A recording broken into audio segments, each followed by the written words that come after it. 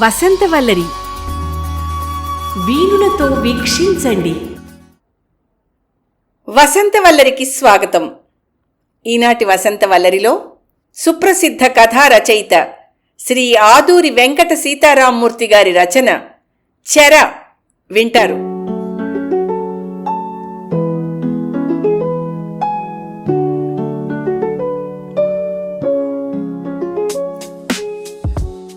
కురిసింది కాదు వెలిసింది కాదు అన్నట్టుంది వాన. 2 రోజుల నుంచి అలాగే ఉంది. ఈ మధ్యాహ్నం నుంచి మరింత ఉద్ధృతమైంది. అందమైన దంతపు భరిణె లాంటి ఆ చిన్న గదిలో ఓ మూల ముడుచుకొని కూర్చుంది కాసులమ్మ. అర్ధరాత్రి దాటిందేమో అయినా కంటిమీదికి కునుకు రావటం లేదు. మనసులో ఏదో వెలితి, గుండెల్లో బెంగ, భయం. ఒకప్పుడు వర్షపు చినుకుల కోసం ఒళ్లంతా కళ్ళు చేసుకుని ఎంతలా ఎదురుచూసేదో. కమ్మలింటి కప్పు మీద చినుకులు చేసే నాట్యం, మువ్వల కదలిక లాంటి ఆ ధ్వని ఎంత బాగుండేదో. చూరు నుండి ధారలుగా వెండితీగల్లా జారే వర్షపు నీటిని చూస్తూ ఎంతసేపైనా అలా ఉండిపోయేది. అటువంటిది ఈరోజు. పరిసరాలు, పరిస్థితులు కూడా అనుభూతుల విలువల్ని మార్చేస్తాయన్న విషయం 12 ఏళ్ల ఆ చిన్ని వయస్సుకు అవగతం కావటం లేదు. ఇంట్లో అందరూ ఎవరి గదుల్లో వారు, ఎవరి నిద్రలో వారు ఉన్నారు.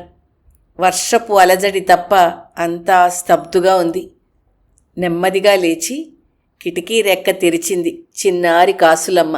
చల్లగాలి రివ్వున గదిలోకి ప్రవేశించి ఆత్మీయంగా ఒంటిని తాకింది.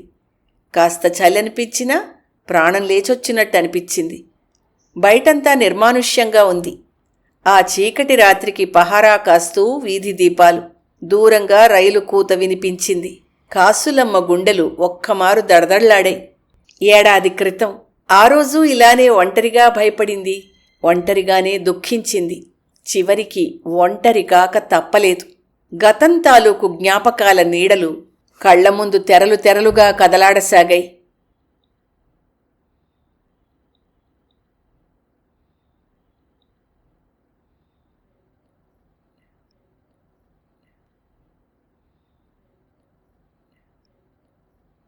నాలుగు రోజులుగా ఇంట్లో అయ్యకి అమ్మకి మధ్య జరుగుతున్న గొడవేమిటో అర్థం చేసుకోలేని తెలివి తక్కువదేం కాదు కాసులమ్మ. అయ్య నచ్చ చెప్తున్నాడు ఓపిగ్గా. అమ్మకి మాత్రం ఇష్టం లేదని తెలిసిపోతోంది. కనీసం ఒక్క బిడ్డ జీవితమైనా బాగుపడ్డానికి అది తప్పదు అంటాడు అయ్య. చివరికి అయ్యే గెలిచాడు. అమ్మ ఒప్పుకోక తప్పలేదు. ఆ మర్నాడు తనను దగ్గరకు పిలిచి గోముగా చెప్పాడు పట్నం ఎంతో బావుంటుందని, అక్కడి మేడలు, మిద్దెలు, కార్లు, వాటన్నింటి గురించి చెప్పి చివరికి అసలు సంగతి చెప్పాడు. తన నోటంట ఆ మాట రాకుండా ఏ రాక్షస అడ్డుపడిందో. అయ్య ముఖంలో ఆశ ఉంది, అతని మాటలో అభ్యర్థన ఉంది. చివరికి తన మౌనమే అంగీకారమయ్యింది. ఆ రోజు తను జీవితంలో మర్చిపోలేని రోజు. పొద్దున్నే లేపి తలంటు పోసిందమ్మ. ముందు రోజు సాయంత్రం అయ్య తెచ్చిన కొత్త లంగా, జాకెట్టు ఇచ్చి వేసుకోమంది. తల ఆరాక చిక్కు తీసి దువ్వి గట్టిగా జడేసింది. వేడివేడి అన్నం పెట్టింది. ఏ పండుగ నాడు తమ ఇంట జరగనివన్నీ జరుగుతున్నా సంతోషం అనిపించలేదు 12 ఏళ్ల కాసులమ్మకి. తమ్ముడు చెల్లెలు కూడా ఇంట్లో జరుగుతున్న రాజభోగాలకి ఒక పక్క ఆశ్చర్యపోతున్నా రెండో పక్క దిగులుగానే ఉన్నారు. తన పరిస్థితి అలానే ఉంది. దుఃఖాన్ని, కన్నీళ్లను ఉగ్గపట్టుకుంది. అన్నాలు తిన్నాక వేప చెట్టు నీడలో కూర్చున్నారు ముగ్గురు. మళ్ళీ ఎప్పుడొస్తావక్కా అని తమ్ముడు అడిగితే, నువ్వు లేందే మాకేలా అని అమాయకంగా చెల్లెలు. ఏం చెప్తుంది? చెప్పడానికి తనకి మాత్రం ఏం తెలుసు కనుక. ఎర్రగా ఎండెక్కే వేళకి ఎక్కడికో వెళ్ళిన అయ్య తిరిగొచ్చి బయలుదేరదీశాడు. ముందు రోజు ఉతికిన తన బట్టల్ని గుడ్డ సంచిలో వేసి చేతికందించింది అమ్మ. గుడిసె తలుపు దగ్గరగా జారేసి తన వెంటే బయలుదేరి పడవెక్కే వరకు జాగ్రత్తలు చెప్తూనే ఉంది. పడవ ముందుకెళ్తూ ఉంటే ఒడ్డున నిలబడిపోయిన అమ్మ, తమ్ముడు, చెల్లెలు. వాళ్ల మీదే మనసంతా ఉండిపోయింది. ఎక్కడికో ప్రయాణం? పడవ నడిపే పైడితల్లి ప్రశ్నకు అయ్య ఏదో సమాధానం చెప్పాడు. పాయలుగా చీలుతున్న నదిలోని కెరటాలని చూస్తూ లోపల్నుంచి పొంగి వస్తున్న బాధను దిగమింగుకుంది కాసులమ్మ. పడవ దిగాక జట్కా. ఆ తర్వాత రైలు. తొలిసారి రైలెక్కడం అయినా సంతోషం అనిపించలేదు. రైలు కూత విషాదంగా వినిపించి మనస్సులో లేనిపోని భయాలను రేపింది. మేడ మీద మేడ, 4 అంతస్తుల భవనం. తండ్రి వెనుక ఆ భవంతి మేడ మెట్లెక్కుతూ ఉంటే ఆశ్చర్యం. ఆ రాజభవనాల్లో ఉండేది ఎంత గొప్పవాళ్లో కదా. నిజంగా గొప్పే అనిపించింది వాళ్ళని చూస్తే. దేవతలకుండే రంగు అందమును, మాట్లాడే తీరులో కూడా గొప్పతనమే. ఏం పేరు అడిగింది అమ్మగారు. తను చెప్తే నవ్వి, మంచి పేరే, లక్ష్మీదేవన్నమాట అంది. నిజమా? తన పేరు అంత మంచిదా అనుకుంది మొదటిసారి. బాబుగారితో కాసేపేదో మాట్లాడాడు అయ్య. ఆ సాయంకాలమే ఇంటికి తిరుగుముఖం పట్టాడు. తూర్పు దిక్కున జిగేల్మనే ఓ పెద్ద మెరుపు. కాసేపట్లోనే గుండెలదిరే ఓ ఉరుము. క్రమంగా వర్షం పెద్దదయింది. కిటికీ రెక్క మూసొచ్చి పక్కమీద పడుకుని కళ్ళు మూసుకుంది కాసులమ్మ. నిద్ర లేదు, ఆలోచనల తెరలు. ఇంట్లో కాలు పెట్టిన క్షణం నుంచి ఆశ్చర్యమే. నునుపుదేలిన పాలరాతి గచ్చు, ఆవు పేడతో వలికిన నేలమీద, కంకర్ రోడ్డు మీద, పచ్చిక బయళ్లలోనూ నడిచిన తన పాదాలకి వింత అనుభూతి. అడుగు పెడితేనే మాసిపోతుందేమోననిపించే అందమైన గచ్చది. రంగురంగుల గోడలు, వింత వింత కాంతులతో విద్యుత్ దీపాలు, పాటలు వినిపించే రేడియో, బొమ్మలు కనిపించే రంగుల టెలివిజను, ఇంకా పేర్లు తెలియనివి, తనెప్పుడూ చూసి కూడా ఎరగనివి ఎన్నో వింత వింత వస్తువులు ఆ ఇంట. తనకంటూ ఓ చిన్న గది. ఆ గదిలోనూ మీట నొక్కితే వెలిగే దీపం, తలుపు తెరిస్తే ఊరంతా కనిపించే ఓ కిటికీ. ఆ కిటికీలోంచే గాలి వెలుతురు, ఆ కిటికీలోంచే జ్ఞాపకాలును.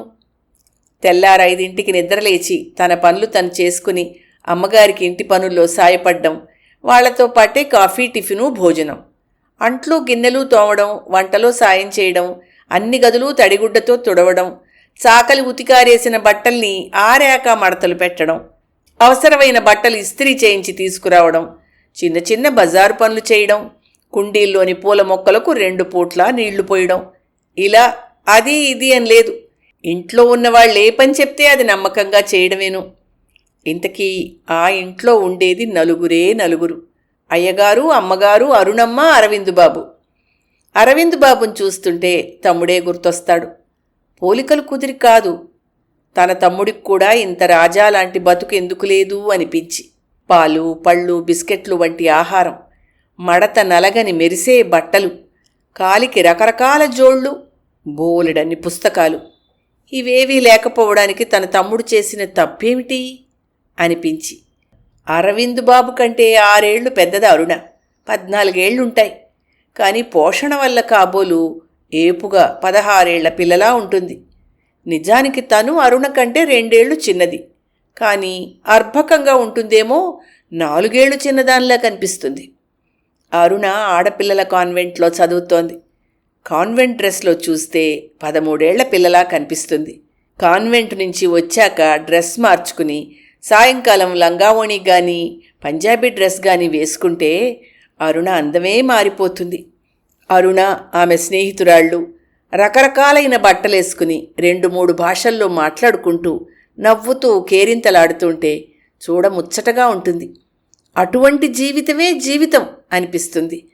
వాళ్లతో కలిసి సరదాగా తను కబుర్లు చెప్పాలని, కలిసి ఆటలాడాలని, చదువుకోవాలని అనిపిస్తూ ఉంటుంది. కానీ ఆ కోరిక తీరేదేనా? కాసులమ్మా, కాఫీ అని కేకేస్తుంది అరుణ వాళ్ళెవరైనా వచ్చినప్పుడు. ఆ మాటలు అదోలా ముద్దు ముద్దుగా ఉంటాయి. ఎంతమంది వచ్చారో చూసి వాళ్ల కాఫీలు అందిస్తుంది తను. థ్యాంక్స్ అంటారు వాళ్ళు కాఫీ అందుకుంటూ. ఆ పదానికి అర్థమేమిటో కొన్నాళ్ల వరకు తెలిసిందే కాదు తనకి. ఆ ఇంట్లో మనుషులంతా ఎంత తీరిక లేకుండా ఉంటారో, వాళ్ల ఫోన్ కూడా అంతే విశ్రాంతి లేకుండా ఉంటుంది.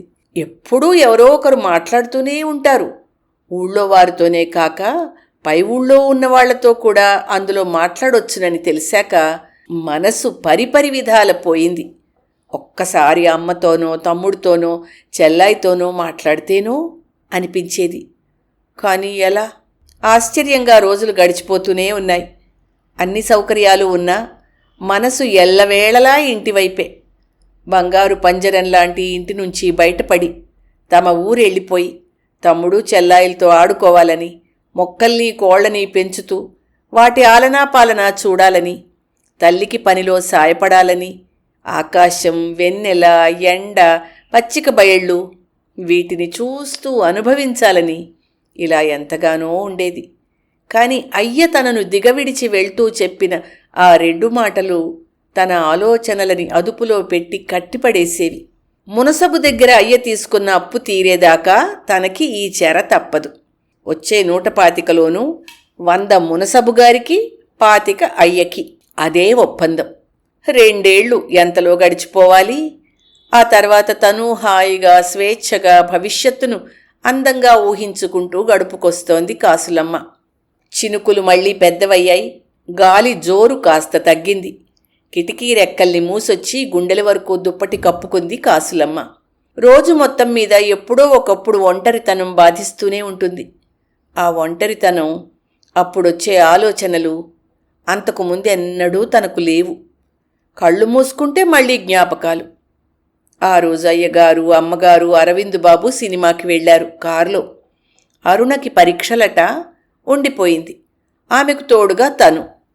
బాల్కనీలో నిలబడి రోడ్డు మీద వచ్చిపోయే వాహనాల వంక, రంగురంగుల దీపాల వంక చూస్తోంది. అలా 3వ అంతస్తులో నిలబడి చూస్తున్నప్పుడల్లా విచిత్రంగా అనిపిస్తూ ఉంటుంది. అంతకన్నా విచిత్రం, ఈ మేడంతా ఒకళ్ళది కాదుట. ఒక్కో అంతస్తుకి ఒక్కో యజమానట. జనాభా పెరిగి భూమి పరిమితమైపోతున్న రోజుల్లో సొంత ఇళ్లంటే సొంత అంతస్తులేనట. ఒక్కసారిగా ఏడుపు పెడబొబ్బలు వినిపించాయి కిందంతస్తు నుంచి. ఆ గొంతు 8 ఏళ్ల పనికుర్రాడిదని బోధపడింది. బాల్కనీ వైపు తిరిగి కాస్త వంగి కిందకి చూసింది. ఊహించిందే జరుగుతోందక్కడ. ఏం చేశాడో ఏమో, పనికుర్రాణ్ణి బెత్తంతో కొడుతున్నాడా ఇంటి యజమాని. ఆ కుర్రాడు అడ్డుకోవడానికి ప్రయత్నిస్తున్న కొద్దీ మరిన్ని దెబ్బలు. హృదయ విదారకంగా ఉంది ఆ దృశ్యం. 20 రోజులవుతోందేమో ఆ కుర్రాడు ఆ ఇంటికొచ్చి. బొద్దుగా పొట్టిగా ఉంటాడు. 1-2 మార్లు ఆ కుర్రాణ్ణి పలకరించాలనుకున్నా కుదరలేదు. 4 రోజుల క్రితం చూసింది. ఆ కుర్రాడు ఓ మూల కూర్చుని ఏడుస్తూ ఉండడం.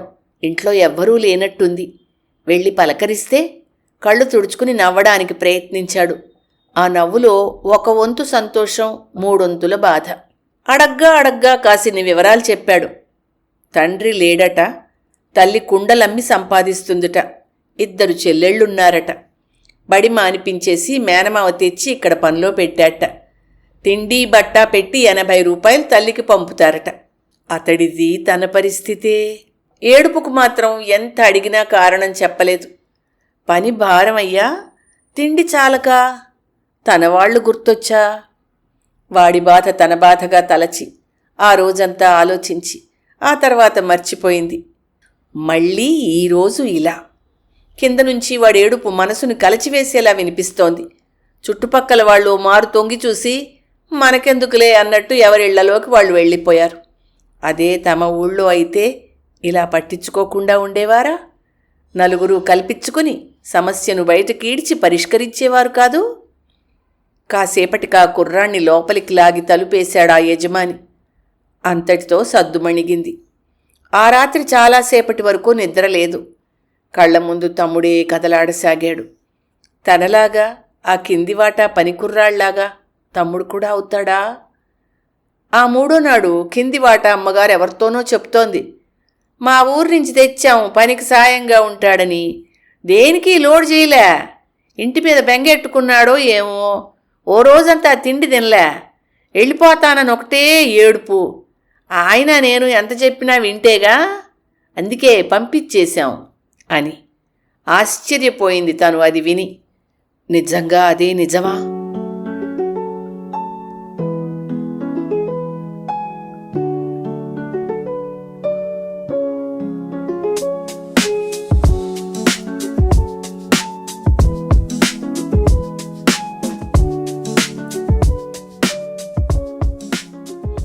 వారం రోజుల నాడు టీవీలో పిల్లల సినిమా ఏదో వస్తుంటే అరుణ, అరవింద్ బాబు చూస్తున్నారు.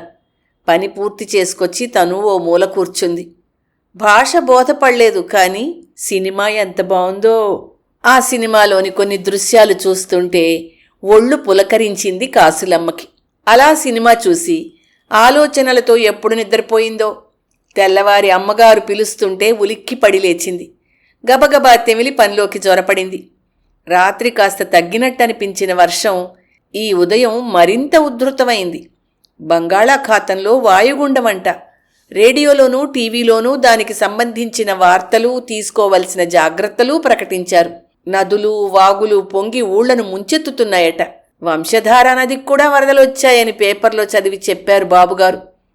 అదే నిజమైతే తమ ఊరు, తమ పాక తుడిచిపెట్టుకుపోవడం ఖాయం. ఆ విషయమే టీ కప్పు తీసుకొచ్చి బాబుగారు ఎదురుగా ఉంచుతూ అంది కాసులమ్మ. మరీ అంత భయపడవలసిందేం లేదు. అటువంటి ప్రాంతాల్లో ప్రభుత్వం ముందు జాగ్రత్త చర్యలు తీసుకుంటుంది అన్నారాయన అతి మామూలుగా. కానీ కాసులమ్మలో ఆందోళన గంట గంటకి అధికం కాజొచ్చింది. కాని చెప్పుకుందికి లేదే. మధ్యాహ్నం 4 మెతుకులు తిని చాప మీద మేను వాలిస్తే మగత నిద్ర. మొలలోతు నీళ్లల్లో తమ్ముడు, చెల్లి. కూలిపోయిన ఇంటి మట్టిగోడల మధ్య దీనంగా, నిస్సహాయంగా అమ్మా, అయ్యా దృశ్యం కళ్ల ముందు మెదిలింది. మెలకు వచ్చాక వాస్తవం కాదని తెలిసాక కూడా భయం. అడిగితే వెళ్తాను అంటే ఏమంటారో. ఇక ఉండబట్టలేక సాయంకాలం బాబుగారిని అడిగింది. బాబుగారు, నాకేదో భయంగా ఉంది. మా ఊరొక్క మారి వెళ్ళొస్తాను బాబూ అని. తలెత్తి ఆశ్చర్యంగా ఆమె వంక చూసి, ఇప్పుడా అన్నారు. అమ్మగారు కూడా అక్కడే ఉంది. ఇప్పుడెలా కుదురుతుంది? నాకసలే ఒంట్లో బాగుంటం లేదు. ఈ సమయంలో సాయం లేకపోతే ఎలా అందామె. ఈ వర్షాలు తగ్గాక వెళ్దూగన్లే అన్నారు బాబుగారు అనునయంగా. ఎందుకు? అతగాడికే ఒక కార్డు రాయండి, ఎలా ఉన్నది వచ్చి చెప్పమని అంది అమ్మగారు. బాబుగారు నచ్చ చెప్పడానికి ప్రయత్నిస్తే ఏమీ మాట్లాడలేకపోయింది తను. ఏం చేయడానికి అశక్తురాలైంది. 3 రోజుల ముసురు 4వ నాడు కూడా కొనసాగింది. పగటిపూట ఎలాగో మనసుగ్గబట్టుకుని పనులతో గడిపేసినా రాత్రుళ్ళు మాత్రం ఒంటరితనము, ఆలోచనలు, గుండెల్లోంచి పొంగుకొచ్చే దుఃఖం కాసులమ్మకి. ఆ రోజు మునిమాపు వేళ గుమ్మానికి అవతల తడిసిన మేకల్లా నించున్నారు నలుగురు. తలుపు తీసినదల్లా ఒక్క క్షణం వారి వంక చూసి నిశ్చేష్టురాలై దుఃఖము, ఆనందము కలగలిపి రాగా అమ్మా అంటూ తల్లి దగ్గరకు చేరింది. అక్క వంక ఆశ్చర్యంగా చూస్తూనే దగ్గరకొచ్చారు చెల్లి, తమ్ముడు. బావున్నావా అమ్మా అన్నాడు తండ్రి. పగటి కలలో కలచివేసిన దృశ్యం ఇప్పుడేమో ఈ పరిస్థితి. కొంచెంగా అర్థమైనా పెదవి విప్పి అడగలేకపోయింది. ఆ తర్వాత రాత్రి అయ్య బాబుగారితో చెప్తూ ఉండగా వింది. తుఫానుకి, వంశధార నదికి వచ్చిన వరదలకి ఊరు శ్మశానమే అయిందట. ఇళ్ళు నేలమట్టమయ్యాయట. గొడ్డు గోదా కొట్టుకుపోయాయట. పంటభూములన్నీ ఇసుకతోనూ నీటితోనూ నిండిపోయాయట. ప్రాణాలు కాపాడుకోవడానికి ప్రజలు తలో దిక్కు తరలిపోతున్నారట. ఇంకక్కడేటి మిగిలింది బాబో? ఆ ఊరితో రుణం తీరిపోనాది. కడుపు చేత్తో పట్టుకుని మా అత్తారు ఊరు పోతున్నాం బాబో. బిడ్డను చూసిపోదాం ఓ పాలి అని వచ్చాం అన్నాడు చివరికి అయ్య. తను పుట్టి పెరిగిన ఊరితో రుణం తీరిపోయింది అంటుంటే, ఆ పరిసరాలతో తమకిక సంబంధం లేదు అంటుంటే, నిరాశ్రయులై తమవారు మరో ఊరు పోతున్నారు అంటుంటే గుండెల్లోంచి దుఃఖం పొంగుకొచ్చింది కాసులమ్మకి. ఆ రాత్రి తల్లి పక్కనే కరుచుకుని పడుకుంది. తన పక్కనే తమ్ముడు. ఇక్కడ ఎంతో బాగుంది కదే అంటున్నాడు చెల్లెలతో. తల్లి ఎన్నో ప్రశ్నలు అడిగింది. పనేం కష్టంగా లేదు కదా అని సందేహం వ్యక్తపరిచింది. వేళ పట్టున తిండి, అవసరానికి మించిన బట్టలు ఉన్నందుకు సంతోషించింది. ఈ కొద్ది నెలలకే కూతురు ముఖంలో వచ్చిన నిగారింపుకు అబ్బురపడింది. మరొక్క ఏడాది ఉన్నావంటే చాలమ్మా, ఆ తర్వాత వచ్చేద్దుగానే అని బుజ్జగించింది. నోట్లోని మాట నోట్లోనే ఉండిపోయింది కాసులమ్మకు. ఏడాదే? ఏడాదంటే ఎన్ని నెలలు, ఎన్ని రోజులు, ఎన్ని గంటలో లెక్క పెట్టుకోసాగింది. అన్నాళ్లు తనిలా బందికానాలో గడపగలదా? డబ్బు ఇంత పాపిష్టిదా అనుకుంది మొదటిసారి. మునసబు బాకీ చాలా వరకు తీరినట్టేనట. ఇకేం అడుగుతాడు? అక్కా, నేను నీతో ఉండిపోతానే అన్నాడు తమ్ముడు నెమ్మదిగా చెవిలో. అక్క అక్క, ఓ మంచి కథ చెప్పవా అంది చెల్లాయి. టీవీలో తాను చూసిన తెల్లగుర్రం కథ చెప్పాలనుకుంది. కానీ పాత కథే ఏదో టూకీగా చెప్పేసింది వాళ్ళ సంతృప్తి కోసం. కథ పూర్తిగా వినకుండానే నిద్రపోయారు వాళ్ళు. ఎన్నాళ్ల తర్వాతో తను సంతృప్తిగా నిద్రపోయింది. తెల్లారి తెరిపిచ్చింది వర్షం. మబ్బు వీడి వెలుగు బాగా వచ్చింది. రోడ్ల మీద జనసంచారం మొదలైంది. తన పనిలో తనుందేమో తండ్రితో మనసులోని మాట చెప్పడానికి వీలవలేదు. అరవింద్ బాబుకి బట్టలు వేసి బూట్లు తుడిచి స్కూల్కి తయారు చేస్తుంటే తన వంక ఆశ్చర్యంగా చూశాడు తమ్ముడు. అరుణకొచ్చిన ఫోన్ అందుకుని మాట్లాడుతూ ఉంటే అమాయకంగా తన వంక చూసింది చెల్లెలు. బాబుగారు వెళ్తుంటే తను బ్రీఫ్ కేస్ కారులో పెడుతుంటే అక్కడే ఉన్న తండ్రి అచేతనంగా చూస్తూ నిలబడ్డాడు. బాబుగారు ఏదో తండ్రితో చెప్పడం చూసింది కాసులమ్మ. జీతం మరి కాస్త పెంచుతామని కాబోలు. తలూకెట్టి దండాలు పెట్టాడు తండ్రి. మరి కాసేపట్లోనే బయలుదేరారు అయ్యా, అమ్మ, చెల్లి, తమ్ముడు. అమ్మగారి కాళ్లకు దండం పెట్టింది తల్లి. కాసులమ్మ గురించి మీరేమీ దిగులు పడక్కర్లేదు, అది మా ఇంటి మనిషి అని కొన్ని పాత చీరలు బట్టలు మూటగట్టి ఇచ్చింది ఆమె. వాళ్ళు వెళ్తుంటే గేటు వరకు సాగనంపి అక్కడే నిలబడిపోయింది కాసులమ్మ. ఏవేవో జాగ్రత్తలు చెప్పింది అమ్మ. ధైర్యం చెప్పాడు అయ్య. రోడ్డు మలుపు తిరిగే వరకు వెనక్కి తిరిగి చూస్తూనే ఉన్నారు తమ్ముడు చెల్లెలు. బరువెక్కిన గుండెతో గబగబా 3 అంతస్తులు ఎక్కి తన గది కిటికీలోంచి చూసింది. దూరంగా చిన్నగా వెళ్ళిపోతూ తనవాళ్ళు. కళ్ళలో నీటి పొర చేరింది కాసులమ్మకి. అంతే, మనసులో ఒక గట్టి నిర్ణయం చేసుకుంది. ఆకాశంలో మబ్బులు వీడి ఎండపొడ భూమి మీదకి పరుచుకుంటోంది. ఆ వెలుగులో పచ్చని ప్రకృతి పరవశించిపోతోంది. గోళ్లలో మగ్గిన పక్షులు ఆకాశవీధిలో బారులు కట్టి ఎగురుతున్నాయి. రైలు వేగాన్ని పుంజుకుంటుంటే ప్రకృతి వంక, వెనక్కిపోతున్న చెట్ల వంక ఆశ్చర్యంగా చూస్తున్న ఆ పిల్లలిద్దరూ ఒక్కసారి వెనక్కి తిరిగి పెట్టెలో ఆ మూల బెంచి వైపు చూసి ఆనందాశ్చర్యాలతో నోట మాట రాక తల్లికి తండ్రికి చూపించారు. అక్కడ ఆ మూల బెంచి మీద చేతిలో చిన్ని మూటతో చెప్పలేని ఆనందంతో ముడుచుకుని కూర్చుంది కాసులమ్మ.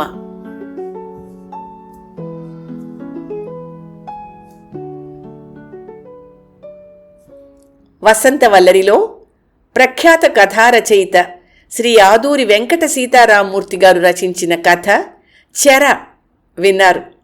ఈ కథ 1993లో ఇండియా టుడేలోనూ, 1997లో కళాసాగర్ చెన్నై వారి రజతోత్సవ సంచికలోనూ ప్రచురితమైంది. వసంతవల్లరిలో ఇవాల్టి కార్యక్రమం మీకు నచ్చిందని ఆశిస్తున్నాను.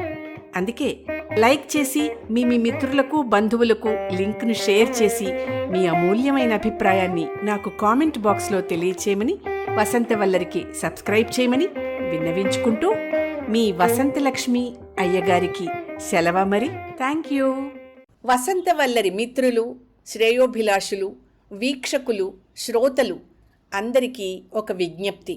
గతంలో లాగానే ఎప్పటికప్పుడు నా కథలను విని స్పందన తెలియచేయమని కోరుతూ, నేను చదివిన కథ మీకు బాగా నచ్చినట్టయితే తప్పకుండా హైప్ ఆప్షన్ నొక్కి నన్ను ప్రోత్సహిస్తారు కదూ.